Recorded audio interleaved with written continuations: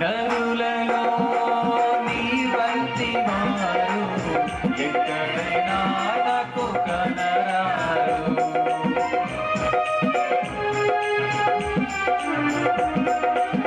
నరులలో నీ వంటి వారు ఎక్కడైనా నాకు కనరారు.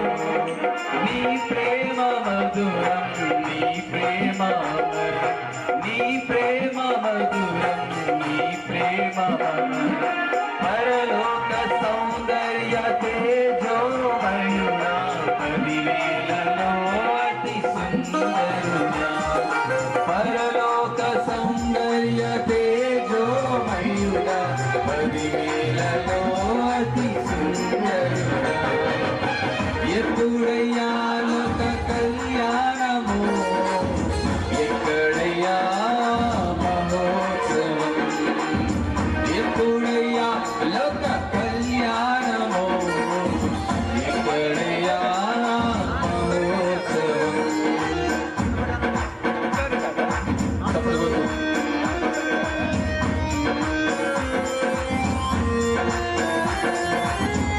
లోకంలో ఎన్ని ఉన్నా కూడా, ఎన్ని సంపాదించినా కూడా, ఈ సర్వమంతా కూడా విడిచిపెట్టి ఆయన కొరకు మనం పరిగెత్తినప్పుడే ఆయన మన కొరకు ఆయన త్యాగాన్ని మనకు మెచ్చాడు.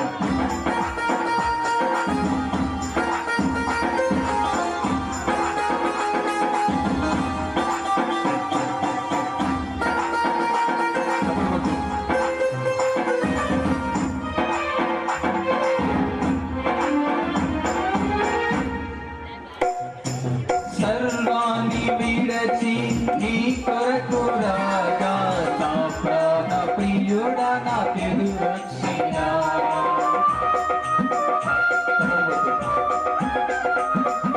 సర్వాన్ని విడచి నీ కొరకు రాగా, నా ప్రాణ ప్రియుడా నాకెదురొచ్చినా. నీ విడచిపోక నిన్ను హత్తుకున్నా, నేను విడిచిపోక నిన్ను హత్తుకున్నా. పరలోక సౌందర్య తేజోమయుడా, పరలోక సౌందర్య తేజోమయుడా, పదివేలలో అతి సుందరుడా.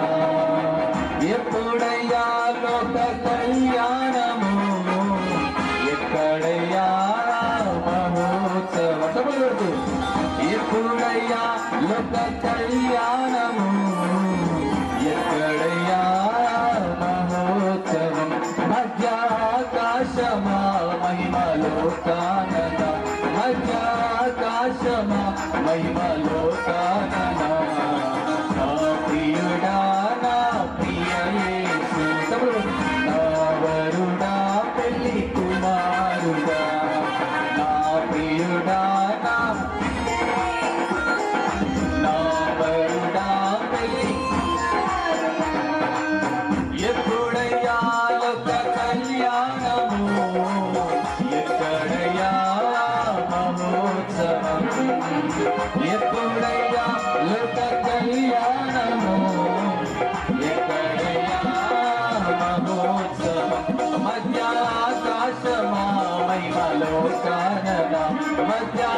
ఆకాశమా మహిమలు కానరా నా ప్రియుడా నా ప్రియ యేసు నా వరుడా పెళ్లి కుమారుడా నా ప్రియుడా నా ప్రియ యేసు నా వరుడా పెళ్లి కుమారుడా.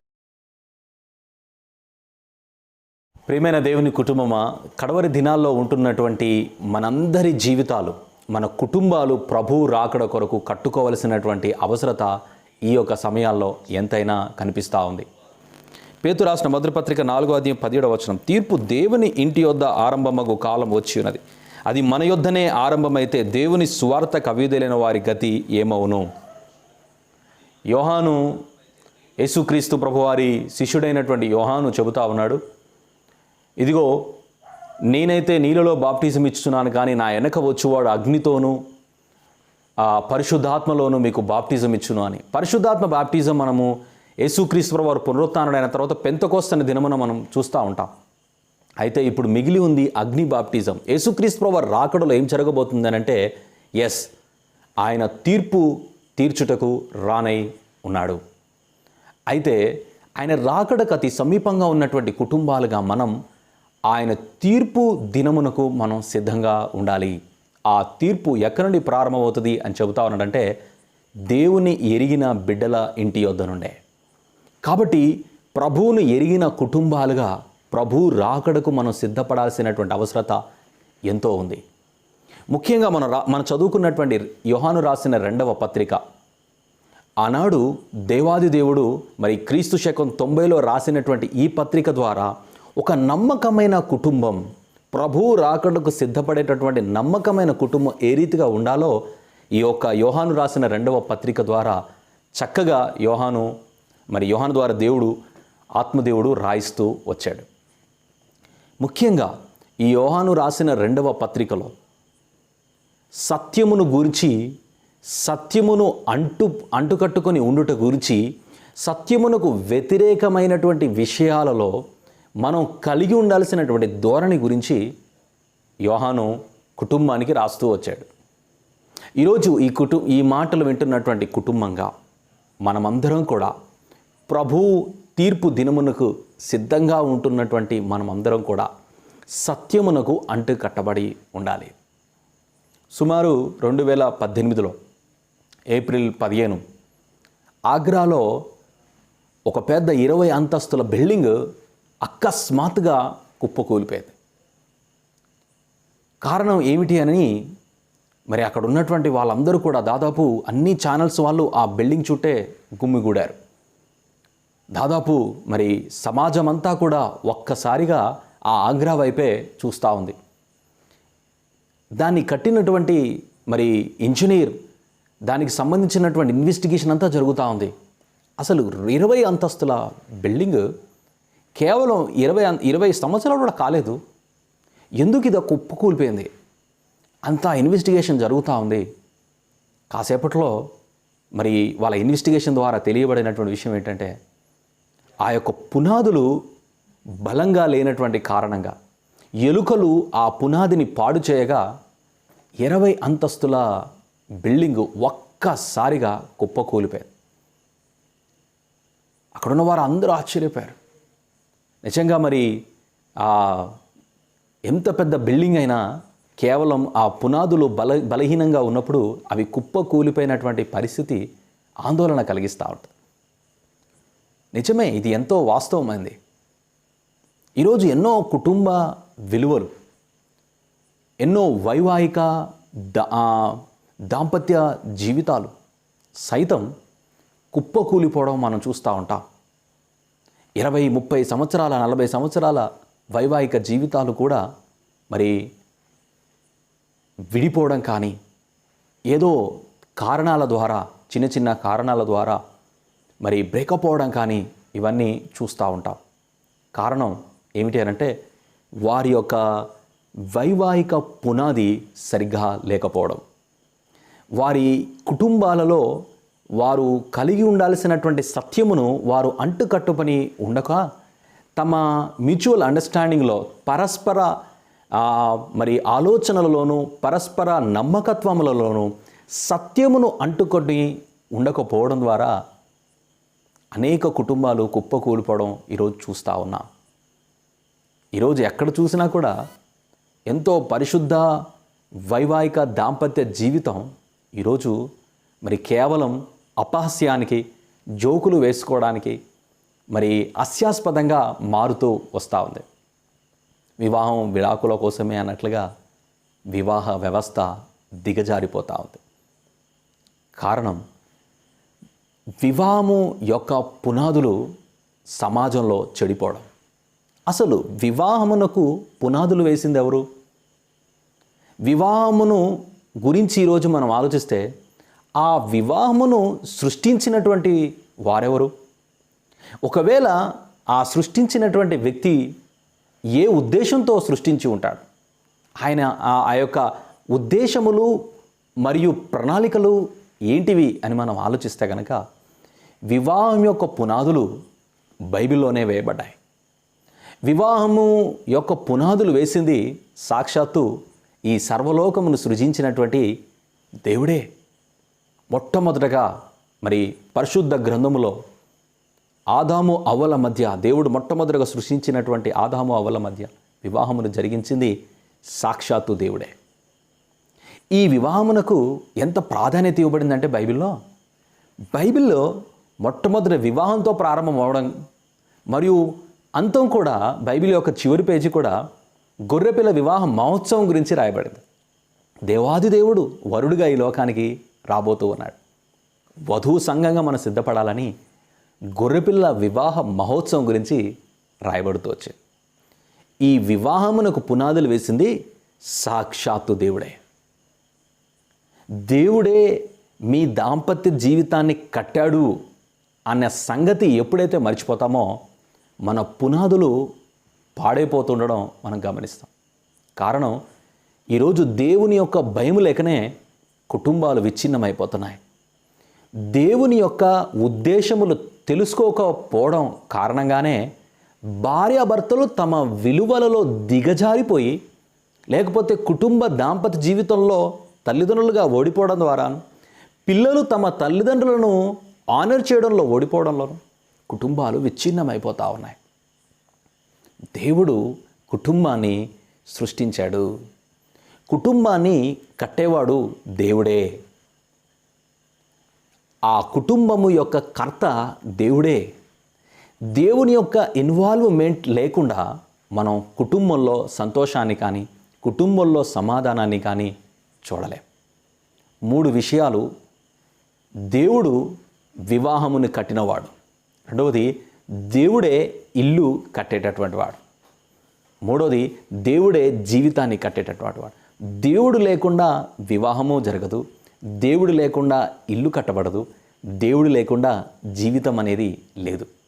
కాబట్టి నా ప్రియమైన దేవుని కుటుంబములారా, ఈరోజు అనేక కుటుంబాలలో మరి భేదాభిప్రాయాలు లేకపోతే విచ్ఛిన్నం అవ్వడానికి గల కారణం ఏంటంటే దేవుడే మీ కుటుంబానికి పునాది వేసినవాడు. దేవుడే మీ కుటుంబాన్ని కట్టేటటువంటి వాడు. దేవుడే మీ కుటుంబం పట్ల ఉద్దేశములు ప్రణాళికలు కలిగి ఉన్నవాడు.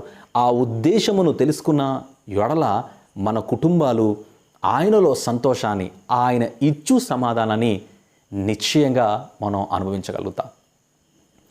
దేవుడు మన కుటుంబాన్ని కట్టేటటువంటి వాడు. ఆయనే వివాహానికి పునాదులు వేసినవాడు.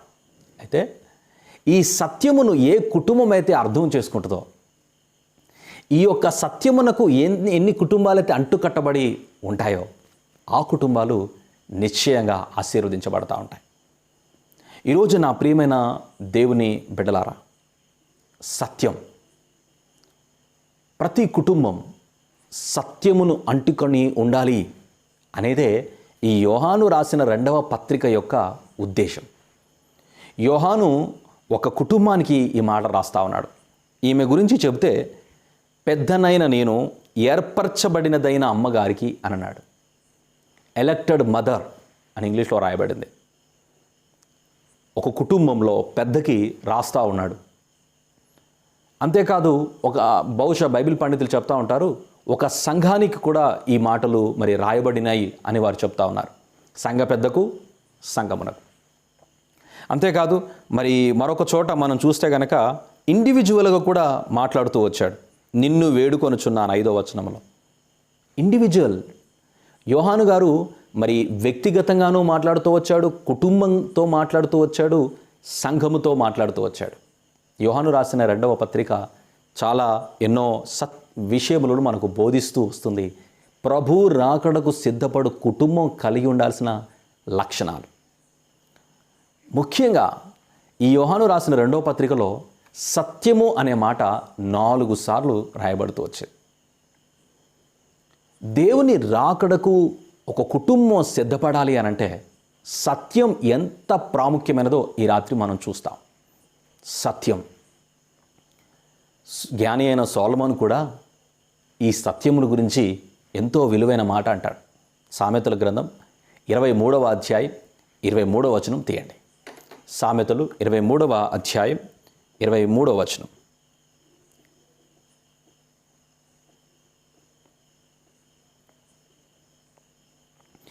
సత్యమును అమ్మివేయక దాని కొని ఉంచుకొనుము, జ్ఞానమును ఉపదేశమును వివేకమును కొని ఉంచుకొనుము. ఎంత గొప్పనైన మాట. జ్ఞాని అయిన సొలొమోను సత్యముల గురించి ఏమంటున్నాడంటే సత్యమును అమ్మివేయక దాన్ని కొని ఉంచుకో అని అంటా ఉన్నాడు. సత్యము ఒకవేళ కుటుంబాలలో అది కలిగి లేకపోతే ఏమవుతుంది అన్న విషయం మనం ఆలోచిస్తే తీతుకు రాసినటువంటి పత్రికలో అపోస్తుడైన పౌలు తీతుకు రాసిన పత్రిక 10వ అధ్యాయం 11 1వ అధ్యాయం 10-11 వచనాల్లో ఈ రీతిగా చెప్తున్నాడు. తీతుకు రాసిన పత్రిక 1వ అధ్యాయం 10-11. అనేకులు విశేషముగా సున్నతి సంబంధులను, అవిధేయులను, వదరబోతులను, మోసపుచ్చువారునై ఉన్నారు. వారి నోళ్ళు మూయింపవలెను. అటివారు ఉపదేశింపకూడని వాటిని దుర్లాభము కొరకు ఉపదేశించుచు కుటుంబములనే పాడు చేయుచున్నారు.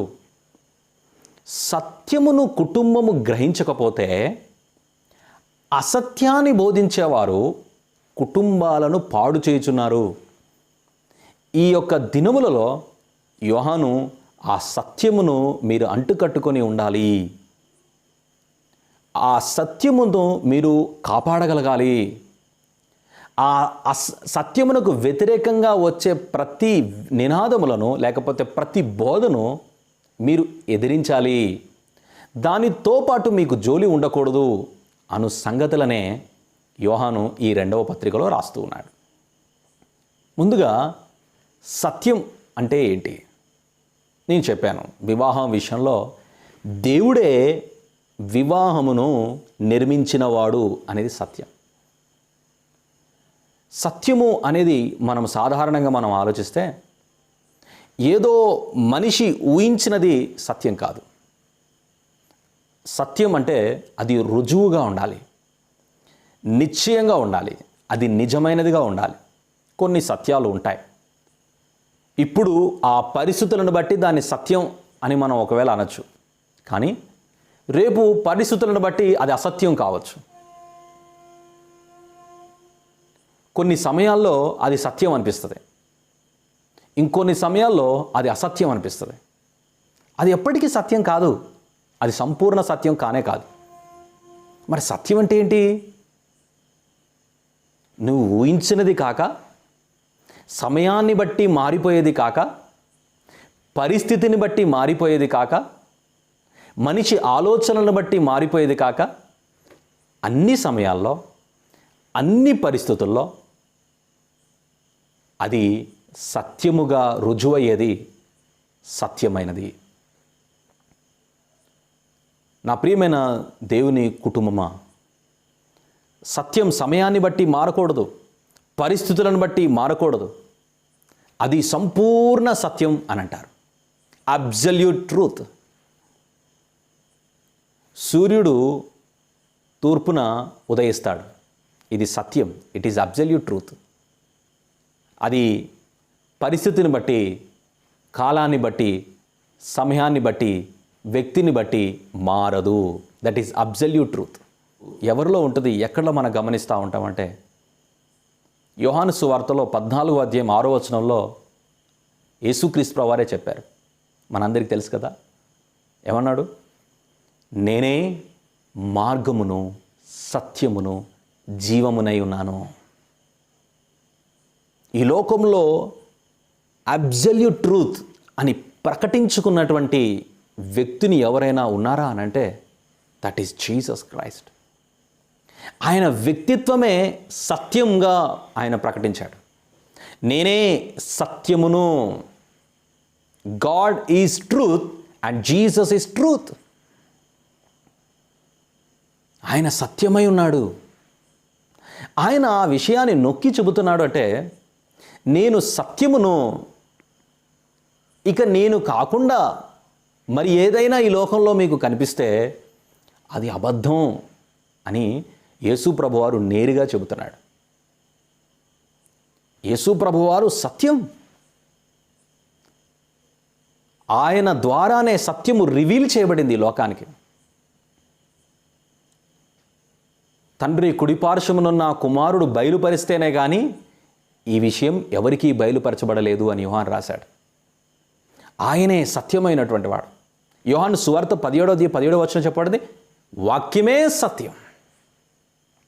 యోహాను సువార్త 16వ అధ్యాయం 33వ వచనంలోనూ రాయబడింది ఏమనంటే సత్య స్వరూపియగు ఆత్మ ద్వారా, స్పిరిట్ ఆఫ్ ట్రూత్. త్రియేక దేవునిలో సత్యము మిళితము చేయబడింది. ఆయన యొక్క వ్యక్తిత్వం సత్యం. Is truth. ఆయన అంటున్నాడు నేనే సత్యమును. అంటే నాకు వ్యతిరేకంగా ఉన్నది ఏది కూడా అది అబద్ధం, అది అసత్యం అని ప్రభువారు చెప్పకనే చెబుతూ దాని విషయంలో జాగ్రత్త అని చెబుతా ఉన్నాడు. సత్యము దేవుడై ఉన్నాడు. ఆయనలోనే సత్యం ఉంది. ప్రకటన గ్రంథములో 3వ అధ్యాయంలో లవోదికయ సంఘముతో కూడా సత్యసాక్షియు అని ప్రకటించుకుంటాడు. ప్రభువు 2వ రాకడలో ఏం జరగబోతుందంటే ప్రజలందరికీ కూడా ఆయన సత్యమును రివీల్ చేయబోతున్నాడు. అందుకే ప్రకటన 1వ అధ్యాయం 7వ వచనంలో ఏమన్నాడండి? ప్రతి నేత్రం ఆయనను చూచును. ప్రియమైన దేవుని కుటుంబమా, దేవుడు సత్యమై ఉన్నాడు. ఆ సత్యమును మనం ఆయనలో మాత్రమే గనుకోగలం. సత్యం అనగా ఊహించినది కాదు, పరిస్థితులను బట్టి మారేది కాదు, అది అబ్సల్యూట్ ట్రూత్ అయి ఉండాలి. ఆ సత్యము అనే వ్యక్తిత్వం ఎవరిలో ఉంది అంటే దేవునిలో మాత్రమే మనకు కనిపిస్తూ ఉంటుంది. ఆ దేవుడు అన్నాడు నేనే సత్యమని అన్నాడు. నాకు వ్యతిరేకంగా ఇక ఏది ఉన్నా అది అసత్యమని మీరు గైకొంటారు అన్న సంగతి కూడా జ్ఞాపకం చేస్తూ వచ్చాడు. ఆయన సత్యమునకు సాక్షిగా పిలువబడ్డాడు. 2వ రాకడలో ఆయన చేయబోతున్న కార్యం కూడా ఆయన ప్రజలందరికీ, సమస్త మానవాళికి సత్యమును ఆయన రివీల్ చేయడానికి రాబోతా ఉన్నాడు. యోహాను సువార్త 17వ అధ్యాయం 17వ వచనంలో ఏం చెప్పాడు? ఆయన వాక్యమే సత్యం. ఎస్, నీ వాక్యమే సత్యం అని యేసుక్రీస్తు ప్రభువారు తండ్రితో మాట్లాడినట్లుగా మనం చూస్తున్నాము. దేవుని వాక్యములోనే ఆ సత్యాన్ని మనం కనుగొనగలుగుతాం. మరి ఎక్కడా కూడా మనం సత్యాన్ని కనుగొనలేము. దేవుని వాక్యములోనే ఆ సత్యాన్ని మనం కనుక్కోగలుగుతాం. దేవుని వాక్యములో మనకు ఆది కాండము నుండి ప్రకటన గ్రంథం వరకు ప్రతి విషయములో కూడా మరి దేవుడు సత్యమును బయలుపరుస్తూ వచ్చాడు. ఇదిగో ఆదియందు దేవుడు భూమి ఆకాశములను సృజించెను. దేవుడు సత్యమైన వాక్కును చెబుతూ వచ్చాడు. శూన్యములో భూమిని వేలాడదీస్తూ వచ్చాడు. ఆ సత్యం ఇప్పుడు రివీల్ చేయబడుతుంది. దాన్ని మనం కనుగొంటున్నాం.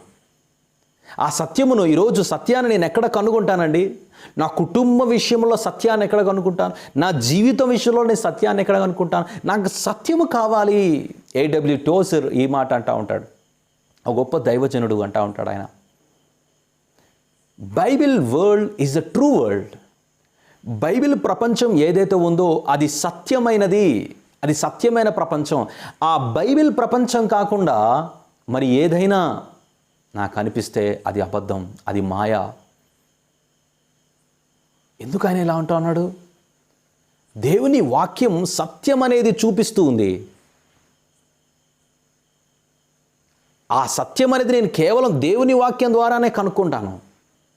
దేవుని వాక్యం ద్వారా కాకుండా మరి ఏదైనా నాకు కనిపిస్తే అది నన్ను మాయ చేస్తుంది, అది నా జీవిత అనుభవం ద్వారా నేను నేర్చుకున్నాను అని A.W. టోజర్ గారు అంటూ ఉంటారు. వాక్యం అనేది సత్యం. ఈ లోకంలో సత్యం ఎలా ఉంటుందండి? ఒక ఆయన ఒక కంపెనీలో ఇంటర్వ్యూకి వెళ్ళాడు. ఇంటర్వ్యూకి వెళ్ళి తన సర్టిఫికెట్స్ అన్నీ ఇచ్చాడు.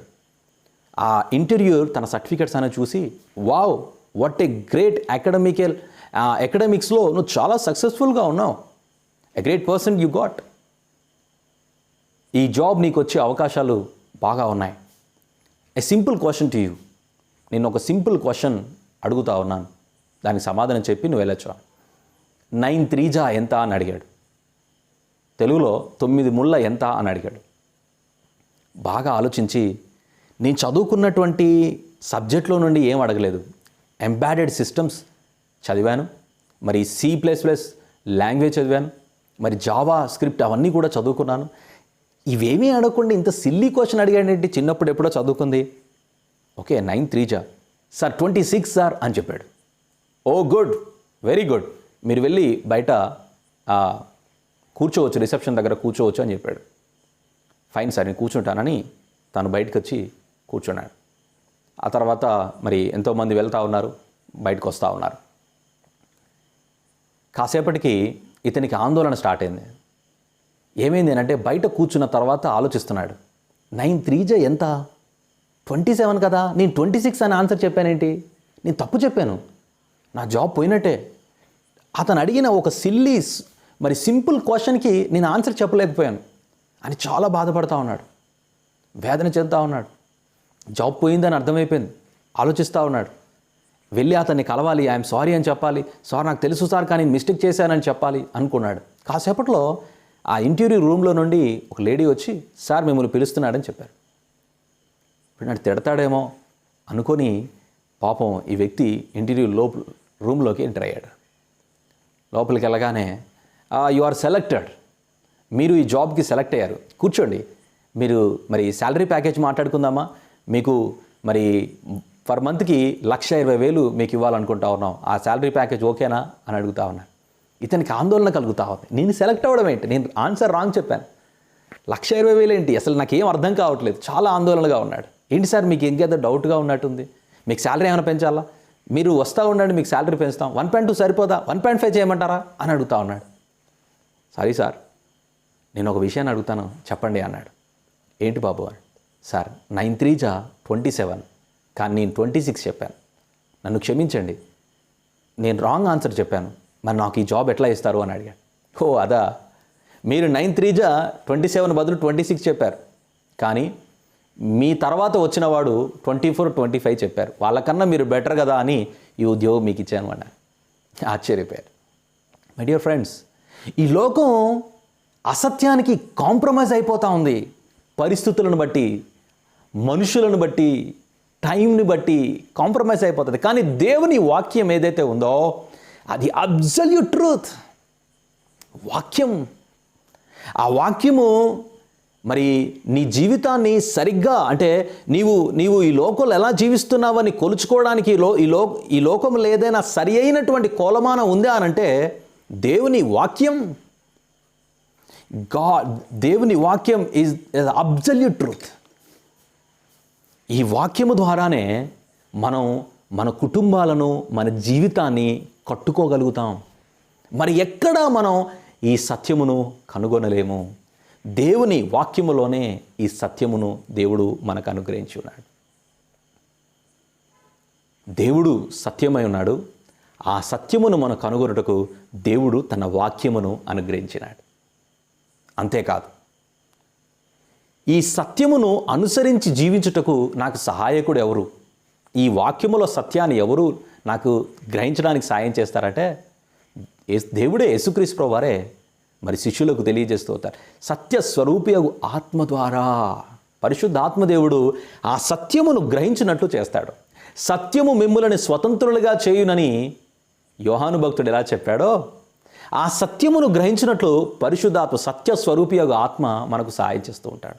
మన కుటుంబాలు, మన వ్యక్తిగత జీవితాలు, మన సంఘము సత్యమునందు అంటుకట్టబడడానికి పరిశుద్ధాత్మదేవుడు వాక్యము చదువుతున్నప్పుడు దానికి వాక్యమును అర్థం చేసుకోవడానికి, వాక్యానుసారం జీవించడానికి పరిశుద్ధాత్ముడు మనకు సహాయం చేసేటటువంటి వాడు.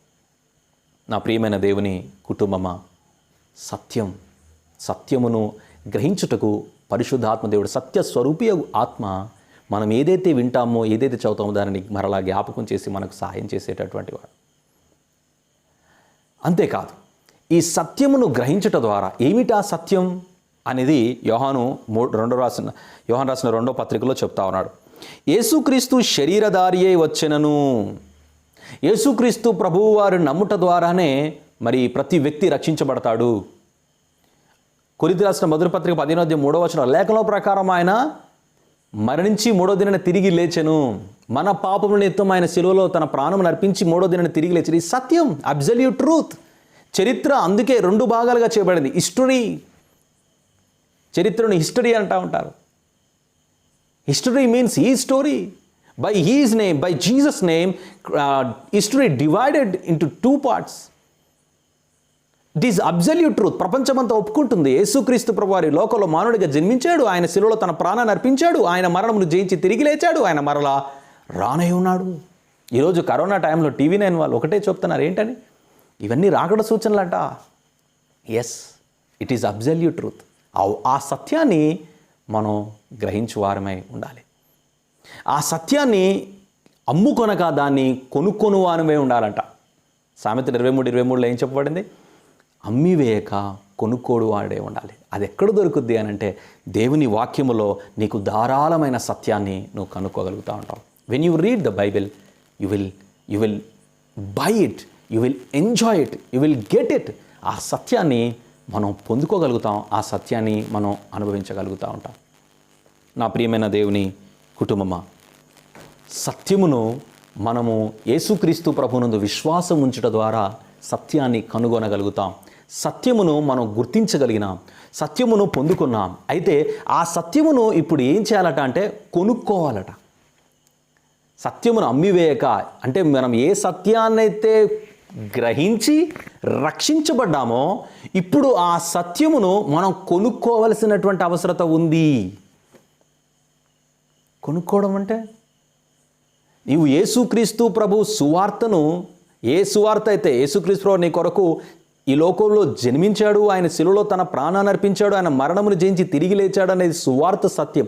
ఆ సువార్త సత్యమును నమ్ముట ద్వారా ఏం జరిగింది అని అంటే మరణములో నుండి జీవంలోనికి దాటి ఉన్నాం, చీకటిలో నుండి వెలుగులోనికి దాటి ఉన్నాం. మన విశ్వాసానికి ఆ సత్యం ఆధారమైంది. ఇప్పుడు నిత్యత్వానికి మనం వారసులమైపోయాం. యోహాను సువార్త 1:12 ప్రకారం ఆయన పిల్లల గుట్టకు మనం అధికారం పొందుకున్నాం. అయితే ఈ సత్యమును నమ్ముట ద్వారా మనకు తెలియకుండానే ఇంత గొప్ప భాగ్యాన్ని పొందుకున్న మనము ఇప్పుడు ఆ సత్యమును అమ్మివేయకూడదు, కొనుక్కొని వారమే ఉండాలి. ఈ వాక్యమునకు విధేయత చూపుట ద్వారా మన సత్యాన్ని కొనుక్కోగలుగుతాం. దేవుని వాక్యానికి ఇక్కడ యోహాను రాసిన 2వ పత్రికలో అదే విషయం చెప్తున్నాడు. 1వ అధ్యాయం 4వ వచనం చదువుతున్నాను. తండ్రి వలన మనం ఆజ్ఞ పొందిన ప్రకారం నీ పిల్లలలో కొందరు సత్యమును అనుసరించి నడుచుకున్నటకు కనుగొని బహుగా సంతోషించుచున్నాను. వారి ఫ్యామిలీలో మెంబర్స్ అందరూ కూడా సత్యమును కనుగొని వారు ఆ తల్లిదండ్రులు తమ పిల్లలకు సత్యమును బోధిస్తున్నారట. సత్య ప్రేమలు వారిలో కనిపిస్తూ ఉన్నాయి. దేవుని వాక్యానికి విధేయత చూడ ద్వారా, ఆయన ఆజ్ఞను గైకొనట ద్వారా మనం విధేయతను ఆ విధేయత ద్వారా సత్యమును మనం ప్రొటెక్ట్ చేసుకోగలుగుతాం మన ఫ్యామిలీస్ లైఫ్లో. దేవుడు మన కుటుంబాన్ని కట్టాడు అనేది సత్యం. దేవుడే మన ఇంటిని కట్టేటటువంటి వాడని సత్యం. దేవుడే మన జీవితాన్ని నడిపించేవాడు, ఆయనకు వేరుగా మనం బ్రతకలేమనేటటువంటిది సత్యం. ఆయన మరలా రానే ఉన్నాడు అనేటువంటి సత్యం. ఆయన మరి ఎవరి క్రియల వలన ద్వారా ఆయన తీర్పు తీర్చేవాడు అనేటటువంటిది సత్యం. ఆ తీర్పును బట్టి ఆ రోజు నిలబడాలంటే నేను సత్యమును కాపాడుకునేవాడే, సత్యమునందు జీవించేవాడనే ఉండాలి, సత్యమునందు నా కుటుంబాన్ని కట్టుకుని వాడనే ఉండాలనేటటువంటిది ఈరోజు పరిశుద్ధాత్మ దేవుడు మనకు బోధిస్తున్నటువంటి విషయం. ఈ కుటుంబంలో తమ పిల్లలు సత్యమును అనుసరించి జీవిస్తున్నారట. ఈరోజు లోకంలో మరి నీ పిల్లలకి నీవు సత్యాన్ని బోధించకపోతే అసత్యం వారిని ప్రేరేపించి ఈ లోకంలో వారిని భ్రష్టులుగా చేయడానికి ప్రయత్నం చేస్తూ ఉంది. You have to teach them truth, what Bible is telling. దేవుని వాక్యం ఏదైతే చెప్తుందో అది నీ పిల్లలకి నువ్వు బోధించాల్సినటువంటి అవసరత ఉంది.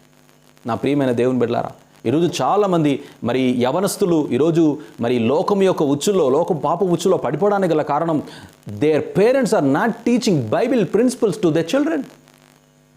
తల్లిదండ్రులు తమ పిల్లలకు దేవుని యొక్క సత్యాలను, దేవుని యొక్క మరి వాగ్దానములను, లేకపోతే దేవుని వాక్యము చెబుతున్నటువంటి జీవిత సూత్రాలను వారికి బోధించలేకపోవడం వలనే మనం చూస్తూ ఉన్నాం. కొందరు సత్యమును అనుసరించి నడుచుకుంటే నేను బహుగా సంతోషించితిని. యోహాను రాసిన 3వ పత్రిక 1:4 నా పిల్లలు సత్యమును అనుసరించి నడుచుకొనుచున్నారని వినుట కంటే నాకు ఎక్కువైన సంతోషం లేదు. వావ్! పిల్లలు దేవుని వాక్య సత్యమును అనుసరించి జీవించుతున్న ఆ తల్లిదండ్రులు చూసుట సంతోషం కన్నా ఇంకేం సంతోషం ఉంటుంది ఈ లోకంలో? తల్లిదండ్రులారా, మీ పిల్లలకు సత్యాన్ని బోధిస్తురండి. దేవుని ప్రేమను వాళ్ళు ఎంజాయ్ చేయనట్లు వారిని ఎంకరేజ్ చేస్తురండి. డిపెండింగ్ అపాన్ గాడ్ అనేది వారికి ఎక్సర్సైజ్ చేపిస్తురండి. ఈ లోకంలో వారికి కావాల్సింది యోగా, లేకపోతే కరాటే, మార్షల్ ఆర్ట్స్ కాదండి. దేవుని వాక్యం మీద ఆధారపడట, దేవుని మీద ఆధారపడట వారికి అభ్యాసం చేయిస్తురండి.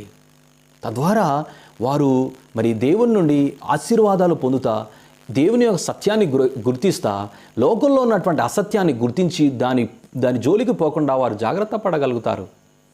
ముఖ్యంగా ఈ యొక్క కడవరి దినాల్లో అసత్యాన్ని బోధించేవారు బయలుదేరుతున్నారు. పేతురు అదే చెప్తా ఉంటాడు, అబద్ధికులు బయలుదేరుతున్నారు అని. అలాగే యోహాను రాసిన 2వ పత్రిక 8వ వచనంలో అట్టివాడే వంచకుడు, క్రీస్తు విరోధి అయి ఉన్నాడు. మేము మీ మధ్యను నెరవేర్చిన కార్యములను చెడగొట్టుకొనక మీరు పూర్ణ ఫలం పొందినట్లు జాగ్రత్తగా చూచుకొనుడి. O my dear families, abide in the truth, protect the truth, do not go far away from truth. సత్యమునందు అంటుకట్టబడండి, సత్యమును కాపాడండి, సత్యము నుండి దూరంగా పారిపోకండి. సత్యము నుండి మిమ్మల్ని దూరపరిచే అబద్ధ బోధకులు బయలుదేరుతున్నారు, కాబట్టి మీరు జాగ్రత్తగా ఉండండి అని కుటుంబాలను హెచ్చరిస్తున్నాడు. నా ప్రియమైన దేవుని కుటుంబాలారా, చాలామంది సత్యమును మరి అమ్మివేసుకున్నారు. ఇస్కరియోతు యూదా 30 వెండి నాణాల కొరకు సత్యమైనటువంటి యేసుక్రీస్తు ప్రభువును అమ్మివేసి ఆఖరికి ఏం సంపాదించుకున్నాడు? ఆత్మహత్య చేసుకొని చనిపోయాడు. ఈరోజు ఒకవేళ మరి దేవుని బిడ్డగానే మనం జీవిస్తూ, దేవుని నమ్ముకున్న బిడ్డలుగానే, కుటుంబాలుగానే మనం ఉంటూ సత్యమును అమ్మివేసుకుంటున్నామా? అనగా మన అహాన్ని, మన స్వార్థాన్ని, మన యొక్క లేకపోతే ఈ లోకంలో సంబంధించినటువంటి భౌతికమైనటువంటి ఆశీర్వాదాల కొరకు వాక్యం యొక్క విధానాలను, వాక్యం యొక్క సూత్రాలను అమ్మివేసుకుంటున్నామా? వాక్యము తెలియజేసిన నైతికమైన సూత్రాలను, మోరల్ వాల్యూస్ని మనం అమ్మివేసుకుంటున్నామా? అలాగితే ఒకవేళ మనం సంతోషంగా ఉండొచ్చు, ఈ లోకంలో కొద్ది నిమిషాలు మనం తృప్తి పొందుతూ ఉండొచ్చు, కానీ శాశ్వతమైనటువంటి సంతృప్తి మనం అనుభవించలేము. దేవునితో జీవిస్తున్నామని చెప్పి చీకట్లోనే ఉండేటటువంటి వాడు అబద్ధికుడు అని లేఖనం సెలవిస్తుంది. ఈ లోకంలో ఉన్నదంతా అసత్యమైనది, అది మాయ, అది అబద్ధమైనది అని లేఖనం సెలవిస్తుంది. కాబట్టి నువ్వు ఈ లోక భోగాల కొరకు సత్యాన్ని అమ్మివేయకూడదు. మీరు చూసినట్లయితే హెబ్రీయులకు రాసిన 11వ అధ్యాయం చూడండి. వాళ్ళందరూ సత్యమునకు సాక్షులుగా పిలువబడితిరి. సత్యము నిమిత్తం దేవుని కోసం ఈ లోకములో ఏదైతే లోకానుసారమైనది ఉందో వాటన్నిటిని వారు నిర్లక్ష్యం చేసి వాటన్నిటిని వదులుకున్నారు. అంటే వాటిని తాకట్టు పెట్టుకొని సత్యాన్ని వారు కొనుక్కున్నారు. సత్యమును గురించి వారు సాక్ష్యం కాపాడుకోగలిగారు. యోసేపు తన సాక్ష్యాన్ని కాపాడుకోగలిగాడు. అబ్రహాం తన సాక్ష్యాన్ని కాపాడుకోగలిగాడు. దానియేలు తన సాక్ష్యాన్ని కాపాడుకోగలిగాడు. దావీదు తన సాక్ష్యాన్ని కాపాడుకున్నాడు. నా ప్రియమైన దేవుని బిడ్డలారా, పౌలు తన సాక్ష్యాన్ని కాపాడుకున్నాడు. ఇలా ఎందరో బైబిల్లో కొంతమంది తమ సాక్ష్యాన్ని అమ్ముకున్నారు. సాంసోన్, అననీయా, సప్పీరా, దేమా, సౌలు ఏం చేశారు? తమ సాక్ష్యాన్ని అమ్ముకున్నారు. ఈరోజు ఈ మాట్లాడుతున్నటువంటి మనం సత్యాన్ని ప్రొటెక్ట్ చేసేవారు ఉండాలి. సత్యమునకు సాక్షులుగా మనం ఉండాలి. మన కుటుంబానికి ఆ సత్యాన్ని మనం బోధించు వారమే ఉండాలి. మన వ్యక్తిగత జీవితంలో ఆ సత్యానుసారంగా మనం జీవించు వారమే ఉండాలి. సత్యమును ఏ పరిస్థితుల్లోనూ దానిని మనం అమ్మివేసుకోవడానికి, లేకపోతే దానిని విడిచిపెట్టి జీవించడానికి ఇష్టపడకుండా జాగ్రత్త పడదాం. ఈరోజు ఎంతోమంది ఇస్కరియోతు యూదా వలె ఉన్నారు. మందిరములో, సంఘాలలో దేవుని వాక్యాన్ని ముద్దు పెట్టుకొని బయటికి వెళ్ళి లోకాన్ని ముద్దు పెట్టుకొని, లోకపు ఆచారాలను ముద్దు పెట్టుకొని, లోకపు తలంపులను ముద్దు పెట్టుకొని దేవుని అప్పగించు వారిలాగా లేరా? ఒక్కసారి ప్రశ్నించుకుందాం. దేవుడు రెండవ రాకడలో తీర్పు తీర్చేది సత్యమును బట్టే. సత్యమును బట్టే. ఆయన ప్రతివానికి వాని వాని క్రియల చొప్పున ప్రతిఫలం ఇచ్చును. సత్క్రియను ఓపికగా చేయుచు మహిమను ఘనతను అక్షయతను వెతుకువారికి నిత్య జీవమునిచ్చును. సత్యము క్రియలలో బయలుపడాలి. మనం ఏ సత్యాన్నైతే తెలుసుకున్నామో, ఏ సత్యమునైతే మనం గైకొంటున్నామో ఆ సత్యము క్రియలలో చూపించాలి. మీ సత్క్రియలు మనుషుల ఎదుట కనపరచడం ద్వారా పరలోకపు తండ్రిని మహిమపరచుడి అని రాయబడింది. ఈరోజు ఈ సత్యమందు మనమందరం కూడా ప్రతిష్ఠించబడడానికి ప్రభు సహాయాన్ని కోరుకుందాం. సత్యాన్ని అమ్మివేయక కాపాడుకొని వారమే, కొనుక్కొని వారమే ఉన్నాం. వెల చెల్లించాలి. నీ ఇష్టాన్ని పక్కకు పెట్టి దేవుని వాక్యం ఏం చెబుతుందో, నోవహు దేవుడు తనకు ఆజ్ఞాపించిన యావత్తు చేసేను అని రాయబడింది. అందుకే అతను నీతిమంతుడిగా పిలువబడ్డాడు. అందుకే తన ఒక్క కుటుంబమే రక్షించబడింది ఆ జలప్రళయంలో. ఈరోజు ఈ యొక్క రెండవ రాకడలో లేకపోతే ఈ కడవరి దినాల్లో మనం ప్రభు కొరకు ఎత్తబడేటటువంటి కుటుంబాలు ఏమయ్యానంటే సత్యమును బట్టి, సత్యమును కాపాడుకుంటూ సత్యమునకు సాక్షులుగా సత్క్రియలు చేయువారు ఉన్న వారు కాపాడబడతారు, ఎత్తబడతారు అనేది లేఖనం చెబుతున్న సత్యం ఇది. దీని విషయంలో ఆలోచిద్దాం. దీని విషయంలో మనం సత్యమునకు, దేవుని వాక్యం ఏదైతే చెబుతుందో దాన్ని చేయుటకు తృష్ణ కలిగి ఉందాం. దేవుని వాక్యముతో మన యొక్క అలవాట్లని, మనం కలిగి ఉన్న ఆలోచనలని కొలమానం చేసుకుందాం. Let us check our lives. అది ఒకవేళ దేవుని వాక్యమునకు విరుద్ధంగా ఉన్నట్లయితే దాన్ని తాకట్టు పెట్టి సత్యాన్ని కొనుక్కుందాం. ఈరోజు నీ ఇష్టాలు దేవుని చిత్తాన్ని నెరవేర్చలేకపోతే ఆ ఇష్టాన్ని తాకట్టు పెట్టేసాయి, అంటే ఇష్టాన్ని వదిలేసాయి, ఉపేక్షించుకో. నీ పిల్లల విషయంలో, ఇదిగో భార్యాభర్తలారా, మీ యొక్క వ్యాపార విషయంలో, మీ ఉద్యోగాల విషయంలో, మీ కుటుంబ ఆర్థిక ప్రణాళిక విషయంలో, మీ పిల్లల చదువు విషయంలో, పెళ్ళిళ్ళ విషయంలో సత్యమును అనుసరించి చేద్దాం. సత్యమును అనుసరించి నడుచుకుందాం. నా ప్రియమైన దేవుని కుటుంబాలారా, let us live according to the truth what Bible is teaching to us. ఏదైతే దేవుని వాక్యానికి విరుద్ధంగా ఉందో దానిని ఉపేక్షించుదాం. నువ్వు సత్యాన్ని కొనుక్కోవాలంటే వెల చెల్లించాలి. ఆ వెల ఏంటి అనంటే దేవునికి వ్యతిరేకంగా ఉన్నటువంటి నీ ఆలోచనలు కానీ, నీ స్వభావం కానీ ఏదైతే దాన్ని తాకట్టు పెట్టి, దాన్ని ఉపేక్షించేసి, నిన్ను నువ్వు తగ్గించుకో. ఆ విషయంలో, దాని విషయంలో నువ్వు వదిలేస్తే, దానిని నీకు ఇష్టం లేకపోయినా, మరి అది నీకు చాలా ఇష్టమైనది, దేవునికి ఇష్టం లేనిది, దానిని నీ వదులుకోవడానికి చాలా బాధేస్తుంది అని నువ్వు బాధతో దాన్ని వదిలించుకున్నా దేవుడు తగిన ప్రతిఫలం ఇస్తాడు. ఆ జీవ కిరీటాన్ని ధరింపచేస్తూ బలా నమ్మకమైన మంచి దాసుడా అని నిన్ను ప్రశంసించే రోజు వస్తుంది. ఆ రోజు నీకు నీ క్రియల చొప్పున బహుమానం ఇస్తాడు. ఏమన్నాడండి? గిన్నెడు మంచినీళ్ళు మీరిచ్చిన పరలోకంలో మీ ఫలాన్ని కోల్పోరు అన్నాడు. అంటే నువ్వు గిన్నెడు మంచినీళ్ళు ఇస్తున్నావని ఆయన పరలోకంలో నోట్ చేసుకుంటున్నాడు. నీ ఆలోచనలో నోట్ చేసుకుంటాడు. నీవు ఇచ్చేటటువంటి, పుచ్చుకునేటటువంటిది ప్రతిదీ నోట్ చేసుకుంటున్నాడు. మాట్లాడే మాటలు నోట్ చేసుకుంటున్నాడు. మన దేవుడు సమస్తము కూడా చూస్తున్నటువంటి దేవుడు. మన ఆలోచనలు, మన తలంపులు, మన మాటలు, మన క్రియలు, ఎవ్రీథింగ్. ఆయన సత్య సాక్షి. ఆయన అబద్ధాన్ని మాట్లాడు. ఆయన ఏది దాచిపెట్టడు. ఆయన కంటికి కనబడకుండా ఉన్నది ఏదీ లేదు. సమస్తం తేటగా కనిపిస్తుంది. కాబట్టి మనం సత్యం ప్రకారం జీవిద్దాం. సత్య సాక్షి వస్తున్నప్పుడు లవోదికీయ సంఘంతో ఆయన ఉన్నదున్నట్టు చెప్పేశాడు. చల్లగానైనాడు, వెచ్చగానైనాడు, నొలివెచ్చగా ఉమ్మివేస్తానన్నాడు. అంటే ఎలా ఉందో అలా రివీల్ చేశాడు, ఇన్వెస్టిగేషన్ చేసేటటువంటిది. సో ప్రతిరోజు మన కుటుంబాలను, మన లైఫ్ని ఇన్వెస్టిగేషన్ చేస్తున్న దేవుడి దగ్గర మన సాక్ష్యం ఏంటి? మన సాక్ష్యం ఏంటి? ప్రభు ఈరోజు సత్యమునకు మనం అంటుకట్టబడి జీవించాలని ఆశపడుతున్నాడు.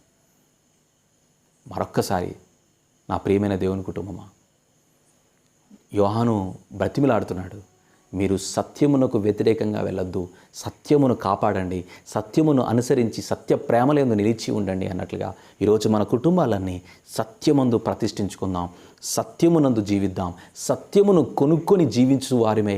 మరి ఆ సత్యమును కొనడానికి ఈ లోక సంబంధమైనటువంటి ప్రతి ఆలోచనని, ప్రతి తలంపుని, ప్రతి ఇష్టాన్ని వాటన్నిటిని తాకట్టు పెట్టి వాటన్నిటిని తగ్గించుకొని ఆయనకిష్టంగా జీవించుటకు ప్రయాసపడదాం. ప్రభువు రాజ్యములో ఆయన వచ్చినప్పుడు ఎత్తబడే కుటుంబంగా నా కుటుంబం ఉండాలని పరిశుద్ధాత్మదేవుడు ఈ రాత్రి ఈ మాటలు మనకు తెలియజేస్తున్నాడు. ఇట్టి మాటలు మన వినికిడిలో నిశ్చయంగా ఆశీర్వదించి మన కుటుంబాలను సత్యమందు మరి ప్రతిష్ఠించి కాపాడును గాక. ఆమేన్. ప్రార్థన చేసుకుందాం. గొప్ప దేవా, మాతో నువ్వు మాట్లాడిన ప్రతి మాటను బట్టి వందనాలు. మా కుటుంబాలు సత్యమందు ప్రతిష్ఠించబడాలి, వాక్యమందు ప్రతిష్ఠించబడాలి, వాక్యానుసారంగా జీవించాలి, వాక్యానికి వ్యతిరేకమైన ప్రతి దానిని మేము ఎదిరించాలి అని మాతో సూటిగా నువ్వు మాట్లాడిన మాటలకు మేము అప్పగించుకుంటున్నాం. ఈరోజు ఎన్నో కుటుంబాలలో సమస్యలు, గందరగోళాలు, ఆందోళనలు కలగడానికి గల కారణం సత్యము వారి జీవితాల్లో కలిగి లేకపోవడమే. మరి వారి పునాదులు సత్యముతో లేక ఉండకపోవడం వల్ల, ఈ లోక సంబంధమైన మాయోపకరమైనటువంటి వాటి చేత కట్టబడడం వల్ల, అలాంటిది మా కుటుంబంలో కలగకుండా దూరం చేయండి. దుష్టుడు అబద్ధాన్ని పుట్టించి మోసం చేయకుండా, దేవా సత్యమై ఉన్నటువంటి నీవు కాక మరి ఏదైనా అది అబద్ధమే కనుక నిన్నే ఎరిగి నిన్ను అట్టుకట్టుకొని నీకు నమ్మకంగా జీవించు కృప ప్రతి కుటుంబానికి అనుగ్రహించమని, నిశ్చయంగా మేము దాన్ని పొందుకొని నీకు నమ్మకంగా జీవించు కృపనివ్వమని యేసు నామమున పేరట ప్రార్థిస్తున్నాం తండ్రి. ఆమేన్. తండ్రి అయిన దేవుడు, కుమారుడైన యేసుక్రీస్తు ద్వారా పరిశుద్ధాత్మ అనే సావాస్ మనకు మన కుటుంబాలకు సదాకాలం తోడై నడిపించును గాక. Amen. Amen. Praise the Lord. May God bless you. May God bless your family.